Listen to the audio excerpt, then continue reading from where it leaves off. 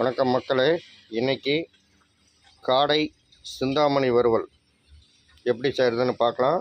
இப்போது காடையை சுத்தம் பண்ணி தீச்சுக்கலாம். காடை சுத்தம் பண்ணியாச்சுங்க. இப்போ நம்ம தீச்சிடலாம். கேஸ் பர்னரில் தீச்சு சிந்தாமணிக்கு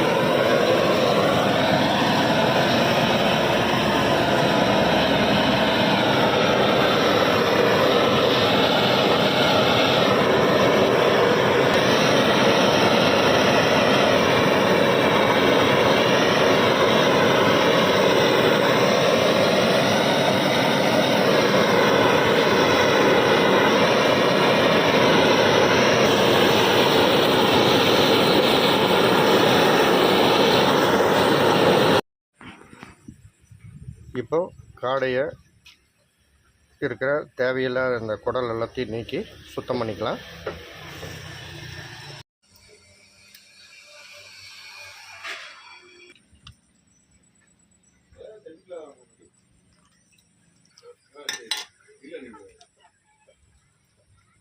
இதே மாதிரி எல்லா காடைகளையும் நம்ம சுத்தம் பண்ணிக்கலாம்.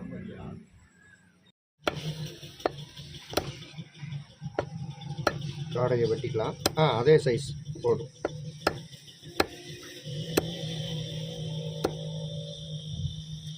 காலெல்லாம் தரிச்சிருங்க.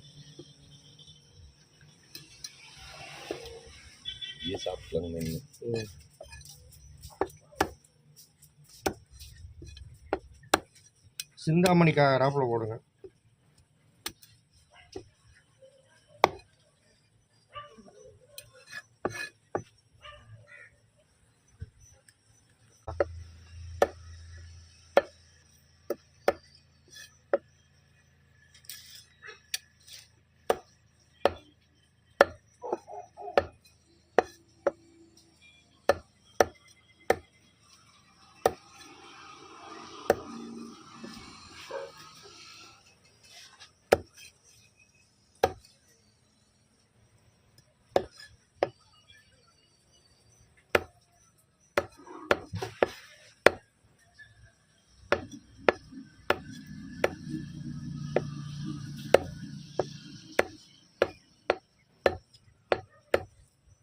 காடை சிந்தாமணி இது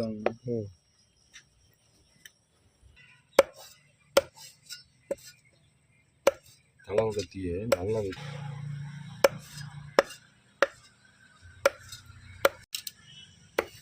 நேற்று நைட்டு தேர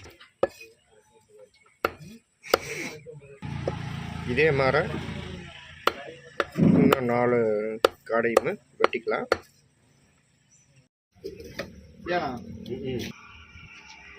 காடையை சுத்தமாக வெட்டியாச்சு. மொத்தமாக 8 காடை சுத்தம் பண்ணி வெட்டினதில் 1 கிலோ 200 கிராம் வந்திருக்கு. வாங்க அருமையான ஒரு சிந்தாமணி செஞ்சிடலாம். இன்றைக்கி காடை சிந்தாமணி பண்ண போகிறோம். இப்போ 8 காடை எடுத்து நம்ம க்ளீன் பண்ணி கறி வெட்டி இருக்கிறோம். இப்போ இதோட வெயிட் 1 கிலோ 300 கிராம் இருக்குது. இதுக்கு 20 பல் பூண்டு, ஒரு 25லேருந்து ஒரு 30 கிராம் இஞ்சி, 30 வரமிளகா, இப்படி 2ஆக பொளந்து விதை எடுத்த வரமிளகா, 30 மிளகாய் எடுத்துருக்குறோம். சுத்தமான செக்கில் ஆட்டின கடலெண்ணெய் ஒரு 200 ml எடுத்துக்கிறேன். தேவையான அளவு கல்லுப்பு எடுத்துருக்கிறேன். வாங்க எப்படி செய்கிறதுன்னு இப்போ பார்த்துடலாம். இப்போது நம்ம கடலெண்ணெய் ஊற்றிக்கலாம். 200 ml சுத்தமான செக்கில் ஆட்டின கடலெண்ணெய்.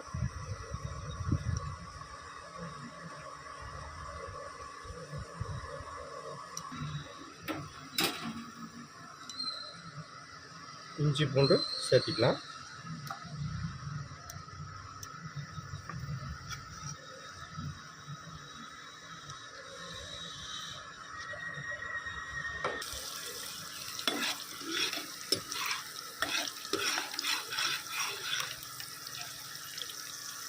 இப்போ 30 வரமிளகாயை இதில் சேர்த்திக்கலாம்.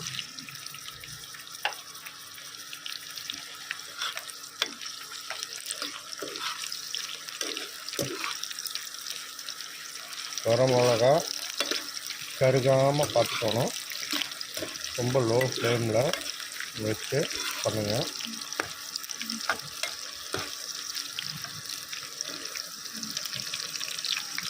இப்போ நம்ம எடுத்து வச்ச காடை கறியை இதில் சேர்த்திக்கலாம்.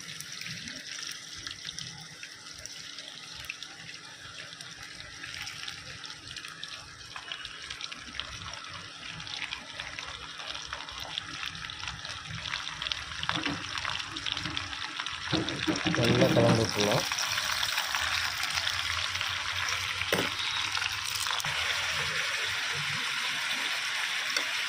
இப்போது உப்பு சேர்த்தக்கூடாது.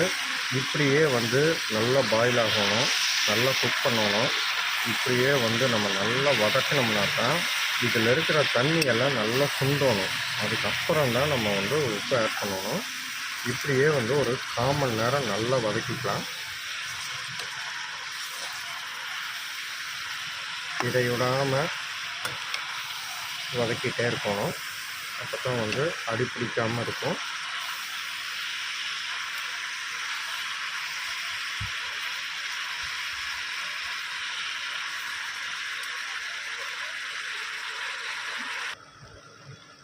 இப்போது தேவையான அளவு கல்லுப்பு சேர்த்திக்கலாம்.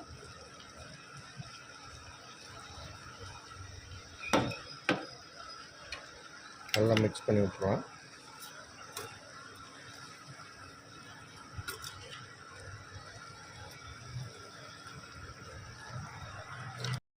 தண்ணியெல்லாம் ஆல்மோஸ்ட் ட்ரை ஆகிடுச்சு. இப்போ வந்து நம்ம கறி முழுகிற அளவுக்கு தண்ணி சேர்த்திக்கலாம்.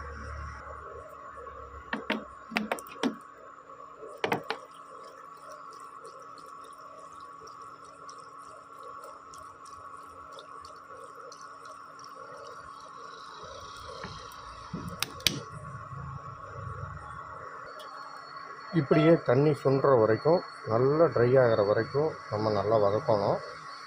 அப்போ தான் வந்து கறியில் அந்த மிளகாயோட காரம், உப்பு, இஞ்சி, பூண்டு இதோட எசன்ஸ் எல்லாம் நல்லா இறங்கும்.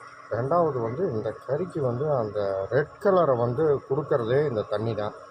இந்த தண்ணி வந்து நம்ம சேர்த்துனா மட்டும்தான் மிளகாயில் இருக்கிற அந்த கலரிங் முழுசும் கறியில் இறங்கும். இப்படியே தண்ணி சுண்டுற வரைக்கும் வதக்க வேண்டியதுதான். வெயிட் பண்ணலாம்.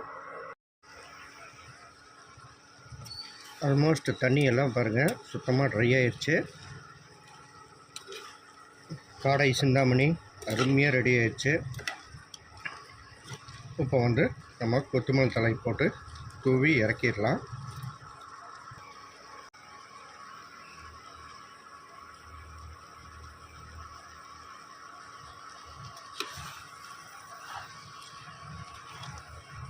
இதே மாதிரி நீங்களும் செஞ்சு பாருங்கள்.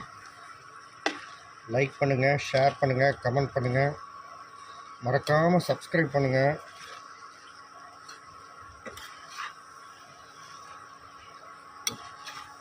நன்றி, வணக்கம்.